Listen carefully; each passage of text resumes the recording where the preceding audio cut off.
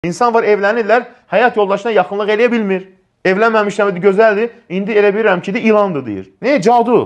Sehir nə ellər bunu? Kim eləyir? Paxıllar, şarlatanlar, kafirlər, cinlərə ibadət edən o falçılar. Və ya kiminsə qızı bunun qızından tez evlənib, gedir qonşusuna elətdirir. Və yaxud da ki, qohuma elətdirir. Niyə? Filankəsin qızı evləndi, mənim qızım evdə qaldı. Paxıllıqdan və ya filankəsin oğlu mənim oğlumdan tez evləndi. Bu murdarçılıqdır. Bu Allahın qismətidir, təqdiridir. Buna görə insana cadu eləyərlər. Hər kəs bunu eləsin evində. Gül yarpağı ilə. Gözəl qoxulu çiçəklər və ya güllər. Gül qoxusu var. Onu misal üçün nə edirlər deyir? Bir təmiz qaba qoyursan, ora təmiz su tökürsən, sonra o gül yarpağı o suda qaynayır. Yəni qəlyan yəsirə biraz qaynayandan sonra əsas onun rəngi çıxsın deyir.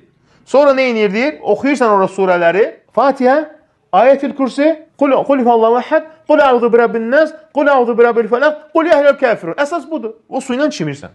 Amma burada bir şey var. O suyla çimərkən yəni o suyu kanalizasiya axıdmayın. Çünki Quran ayələri oxunur. Məsləhət görmür alimlər. Yəni bir vannanın içərisində çimdin, sonra suyu həyətə at. Ağacı dibinə har etsən at. Yəni bu deyir, faydalıdır deyir. Peyğəmbərimiz sallallahu əleyhi və səlləm buyurur, faydalıdır.